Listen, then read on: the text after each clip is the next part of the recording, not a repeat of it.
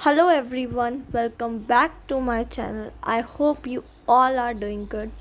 So last part में हमने over subscription and under subscription ख़त्म कर लिया, तो हमारा issue of debentures for cash complete होता है.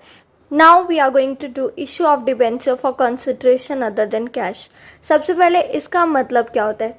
सपोज़ कोई कंपनी है जो कोई मशीन परचेज कर रही है, बिजनेस परचेज करिए या कोई भी फिक्स्ड एसेट आपका परचेज करिए, बट उसकी पेमेंट कैश में ना कर उसके बदले आपके डिबेंचर्स को इश्यू करिए.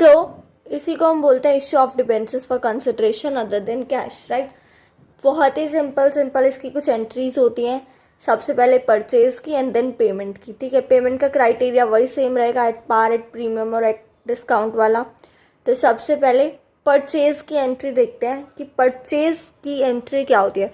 सपोज कोई भी कंपनी आपका कोई फिक्स्ड एसेट परचेज कर रही है, जैसे कि फर्नीचर, मशीन्स, कंप्यूटर. अगर आपको पता है कि सेलर का नाम जो है वो मेंशन किया है, सपोज मेरी कंपनी है और मैंने XYZ लिमिटेड से फर्नीचर लिया या कोई भी फिक्स्ड एसेट लिया, तो मैं एंट्री करूँगी fixed assets to XYZ limited, right. But अगर मुझे ये नाम नहीं पता, सिर्फ इतना मेंशन किया है कि a company has purchased some fixed asset, so उस केस में आपकी एंट्री होगी fixed assets to vendors account, right. तो ये तो था, आपने कुछ एसेट परचेज किया या कोई भी मशीन, कुछ भी चीज़ परचेज करी, उस केस में ये एंट्रीज होती है. बट अगर आप कोई बिजनेस परचेज करते हो तो उस केस में एंट्रीज क्या होती हैं. सबसे पहले उस बिजनेस के जितने भी एसेट्स होते हैं उनको हम डेबिट करते हैं, ठीक है. और जितनी भी लाइबिलिटीज होती हैं उनको हम क्रेडिट करते हैं. ऑल एसेट्स आर डेबिट, और जितनी भी आपकी लाइबिलिटीज होती हैं उनको आप क्रेडिट करते हो, right. Sundry assets and sundry liabilities की वैल्यू पुट करने के बाद जो थर्ड वैल्यू आप पुट करोगे वो परचेज कंसिडरेशन. सो परचेज कंसिडरेशन वो अमाउंट होती है जिस अमाउंट पे हम कोई भी बिजनेस को परचेज करते हैं, राइट. तो ये आपके क्वेश्चन में दी होती है. यहाँ आपके sundry assets debit to sundry liabilities to purchase consideration, right. ये अमाउंट और ये अमाउंट जो डेबिट और क्रेडिट साइड होती है वो हमेशा इक्वल होते हैं, राइट. बट ज़रूरी नहीं है कि आपके एसेट्स जो है वो हमेशा लाइबिलिटी प्लस परचेज कंसिडरेशन के इक्वल हो. सपोज आपके एसेट्स अगर ज़्यादा होते हैं, एसेट्स ज़्यादा है और इन दोनों, मतलब यहाँ पे सपोज 100 है, यहाँ 20 है, यहाँ 30 है, 100 और यहाँ पे 50 और ऐड करने पड़ेंगे सो एज कि ये इक्वल हो जाए. तो जब हम यहाँ पे एडिशन करते हैं तो यहाँ पे आते हैं टू कैपिटल रिजर्व, राइट. आप यहाँ पे ऐड कर रहे हो, ठीक है. अगर यहाँ पे ये जो परचेज कंसिडरेशन की वैल्यू 30 ना होके 100 होती और सन्ड्री लाइबिलिटीज आपकी 20, एसेट्स 100 है, तो यहाँ पे इनका सम 120 या 100. कैपिटल रिजर्व को भूल जाओ, हम नया एग्जाम्पल समझ रहे हैं जिसमें आपका सन्ड्री एसेट्स है 100, sundry liabilities 20, but purchase consideration 100 है. तो यहाँ पे आपका ये वाला पार्ट ज़्यादा है, तो मतलब आपको यहाँ 20 ऐड करना पड़ेगा. जब हम ऊपर कुछ चीज़ एडिशन करते हैं इक्वल करने के लिए, तो ये बन जाता है गुडविल अकाउंट डेबिट 20, ठीक है. सो ये तो आपकी थी परचेज की एंट्री, जब हम कुछ चीज़ परचेज करते हैं. अगर कोई खाली एसेट करते हैं तो फिक्स एसेट. यहाँ पे अगर आपको कंपनी का नाम दिया हुआ है जिससे आप परचेज कर रहे हो तो उसका, नहीं दिया हुआ है तो खाली वेंडर्स अकाउंट, राइट. अगर आप कोई एसेट ना परचेज कर पूरा बिजनेस परचेज कर रहे हो तो assets to sundry liability to purchase consideration. अगर सन्ड्री एसेट्स की वैल्यू ज़्यादा है इन दोनों के सम से तो हम यहाँ पे कैपिटल रिजर्व के नेम से ऐड करते हैं. अगर ये दोनों ज़्यादा है एसेट्स से तो हम गुडविल के नेम से ऐड करते हैं. इन दोनों में से एक ही चीज़ एक बार में आती है, राइट. तो ये तो था परचेज की एंट्री. नाउ अब हम जो पेमेंट करेंगे उसकी एंट्री देखते हैं, राइट. तो जो आपकी पेमेंट होती है, या तो वो आप बैंक से, कैश से, या फिर आप कोई बिल्स पेबल, या फिर आप पेमेंट डिबेंचर्स इशू करके भी कर सकते हो. तो यहाँ पे और यहाँ पे तो डायरेक्ट अमाउंट आएगी, पर ये डिबेंचर्स इशू करके जब हम पेमेंट करते हैं तो हमें पहले तो नंबर ऑफ डिबेंचर्स जो हम इशू करेंगे वो फाइंड आउट करने हैं, ठीक है. उसके बाद हम पेमेंट की एंट्री करेंगे. तो ये number of debentures to be issued हम फाइंड आउट करने का एक तरीका होता है purchase consideration divided by issue price. इससे ये आपका ये निकलता है कि आपको कितने नंबर ऑफ डिबेंचर्स इशू करने हैं, राइट। सो सपोज अगर कोई कंपनी है, जैसे मैंने किसी कंपनी का बिजनेस परचेज किया, मैं उनको कैश या बिल्स पेबल कुछ नहीं कर रही हूँ, डायरेक्ट पूरी की पूरी पेमेंट डिबेंचर्स इशू कर पे कर रही हूँ, राइट। सो मैं डायरेक्टली पूरी की पूरी अमाउंट को इशू प्राइस से डिवाइड कर दूंगी। अब ये इशू प्राइस क्या है, सपोज अगर आप पार पे इशू कर रहे हो, आपका 100 का डिबेंचर है और आप उसको पार पे ही इशू कर रहे हो, तो आप 100 से डिवाइड करोगे। अगर आप उसको 110 पे इशू कर रहे हो, मतलब 10 रुपीज़ के प्रीमियम पे इशू कर रहे हो, तो आप डिवाइड भी 110 से करेंगे। और अगर आप उसको 10 रुपीज़ के डिस्काउंट पे इशू कर रहे हो, मतलब 90 रुपीज़ पे इशू कर रहे हो, तो आप डिवाइड भी 90 से करेंगे। अमाउंट जो परचेज कंसिडरेशन में अगर आप कोई और मीडियम से पे नहीं कर रहे हो, कोई बैंक से नहीं, कोई बिल्स पेबल से नहीं, तो पूरी की पूरी अमाउंट परचेज कंसिडरेशन में आएगी। बट अगर आप कैश या बैंक से पे कर रहे हो या बिल्स पेबल से कुछ और भी तरीके से आप पे कर रहे हो, तो जितना अमाउंट आप किसी और तरीके से पे कर रहे हो, सपोज आपको 100 रुपीज़ पे करने हैं, 100 रुपीज़ आपका परचेज कंसिडरेशन है, जिसमें से आपने 20 रुपीज़ कैश दे दिए, तो आप सिर्फ 80 रुपीज़ को ही डिवाइड करेंगे इशू प्राइस से, राइट। अब इसके बाद आपको ये पता चल गया कि कितने नंबर ऑफ डिबेंचर्स आपको इशू करने हैं। बस बाकी एंट्रीज तो सेम है। यहाँ पे वेंडर्स अकाउंट जब हम पे करेंगे तो वेंडर्स अकाउंट को डेबिट कर देंगे टू 8, 9, 10, 11 जितना परसेंट भी आपका डिबेंचर्स है उस अकाउंट से, राइट। अगर ये पार पे है तो डायरेक्ट अमाउंट, अगर प्रीमियम पे है तो यहाँ पे to security premium reserve account आ जाएगा। अगर ये डिस्काउंट पे है तो डिस्काउंट की एंट्री यहाँ आ जाएगी डेबिट में, राइट। तो ये हमने पेमेंट की एंट्री कर ली। तो फर्स्ट एंट्री आपकी परचेज की होती है, सेकेंड एंट्री आपकी पेमेंट की होती है। सबसे इंपॉर्टेंट चीज़ जो ध्यान में रखनी है वो यही है कि नंबर ऑफ डिबेंचर्स कितने इशू करने हैं, राइट। सपोज एक कंपनी ने 9,90,000 के एसेट्स परचेज करे और जो वो पेमेंट है वो करेगी, वो 11% डिबेंचर्स इशू करेगी जिसका प्राइस है 100 रुपीज़, राइट। इसमें आपके 3 केस है। फर्स्ट केस में वो पार पे इशू कर रही है, सेकेंड केस में 10 रुपीज़ का प्रीमियम, एंड थर्ड केस में 10 रुपीज़ का ही डिस्काउंट, राइट। सो ये 3 केसेस हैं आपके। सो फर्स्ट एंट्री तो आपकी परचेज की होगी। सो परचेज की एंट्री क्या है, sundry assets account to vendors account, right. कितने में परचेज किया, 9,90,000। नाउ सेकेंड एंट्री आपकी पेमेंट की होगी। तो तीनों केसेस को देखेंगे। अगर वो 100 रुपीज़ का डिबेंचर 100 रुपीज़ में ही इशू कर रही है, तो अब हम पहले निकालेंगे कि number of debentures to be issued, कितने नंबर ऑफ डिबेंचर्स हम इशू करेंगे। 9,90,000 डिवाइडेड बाय इशू प्राइस क्या है आपका 100, तो 9900 डिबेंचर्स हम इशू करेंगे।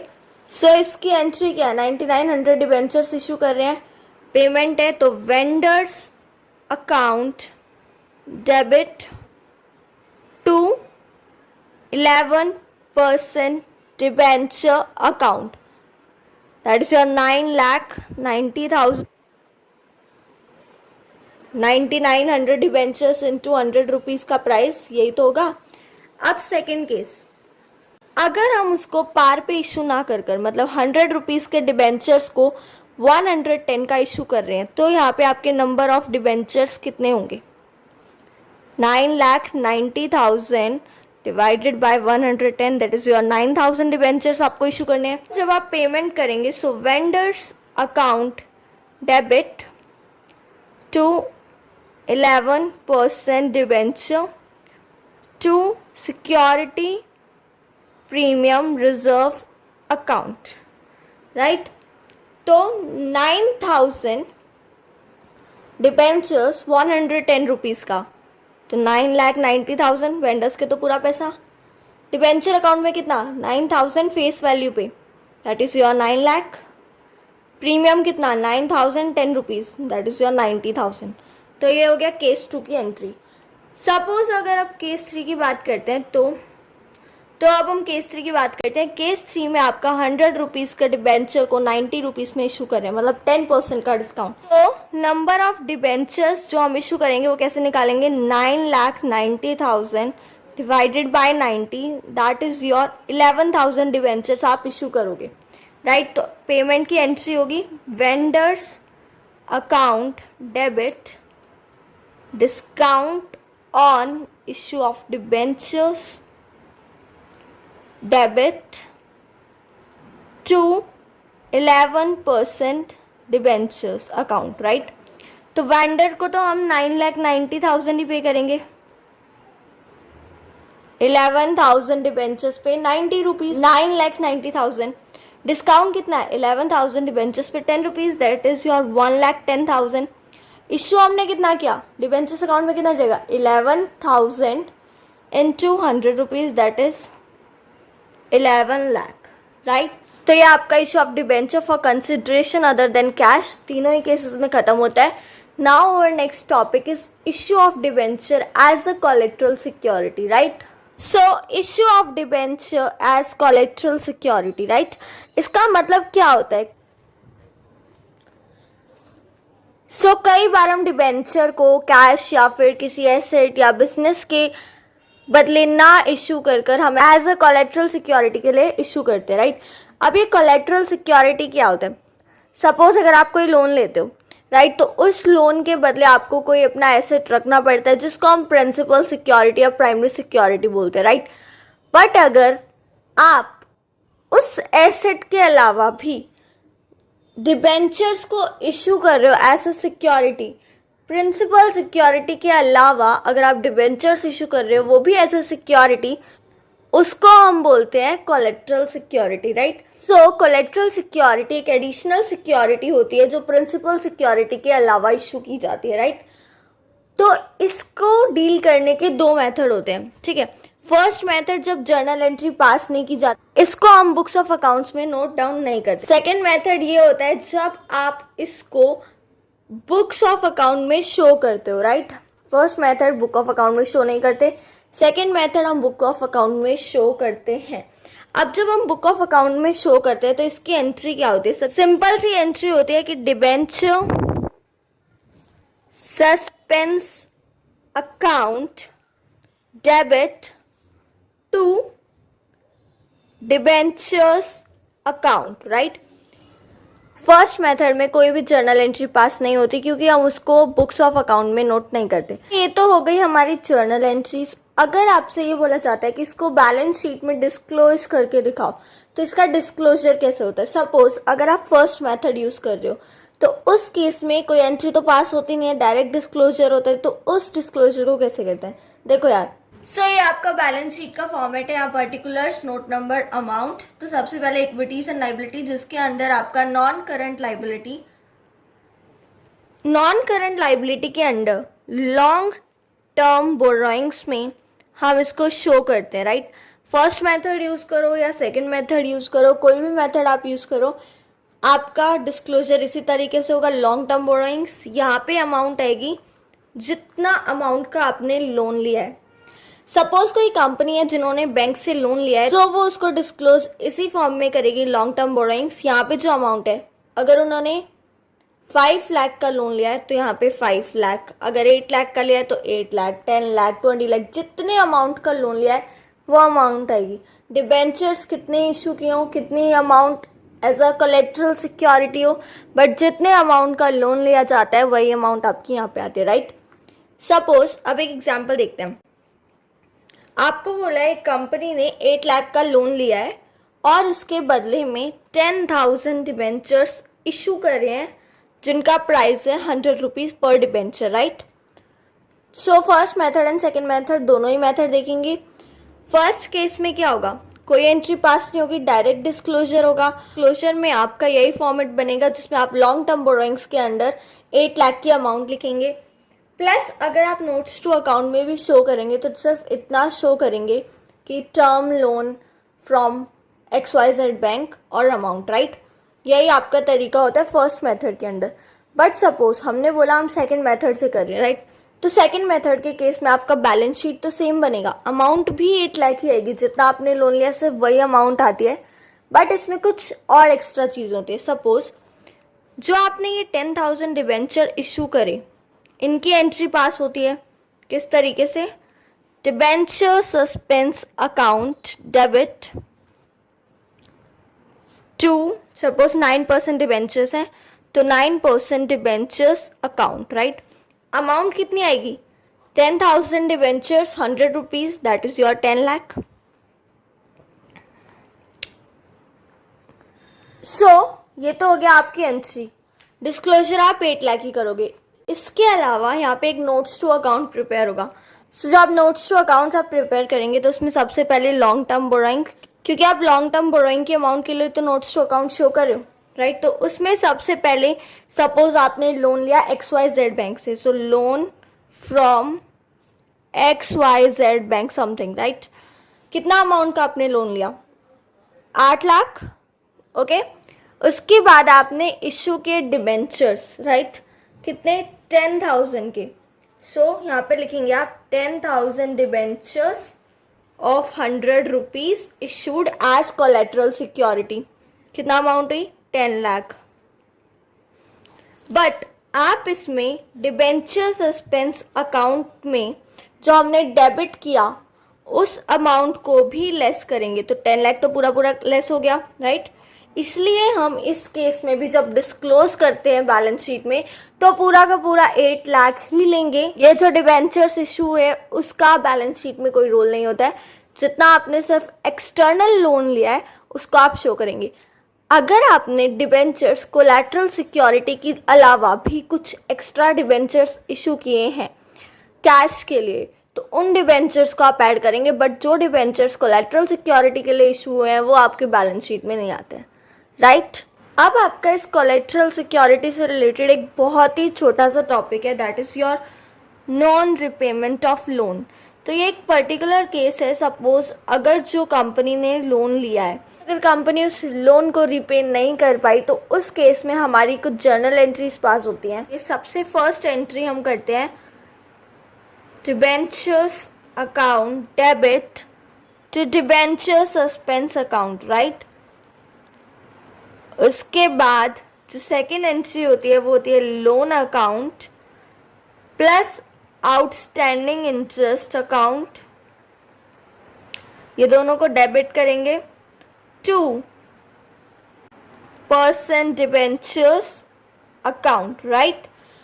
तो ये दो एंट्रीज हमारी नॉन रिपेमेंट ऑफ लोन के केस में पास होती हैं। पर जो ये फर्स्ट एंट्री है ये तब पास होती है अगर आपने सपोज जब लोन लिया था और आपने फर्स्ट मेथड यूज मतलब आपने रिकॉर्ड नहीं की जर्नल एंट्रीज, आपने डायरेक्ट डिस्क्लोज किया बैलेंस शीट में, तो उस केस में जो आपकी ये वाली एंट्री है ये पास नहीं होगी, ओके। बट अगर उस टाइम पे आपने सेकेंड मेथड यूज किया, आपने वो एंट्री पास की थी debenture suspense account debit to person debenture account, but अगर आप लोन रीपे नहीं कर पा रहे हो तो आपने जो एंट्रीज पास की थी आप उनको रिवर्स करेंगे debenture account debit to debenture suspense account, right.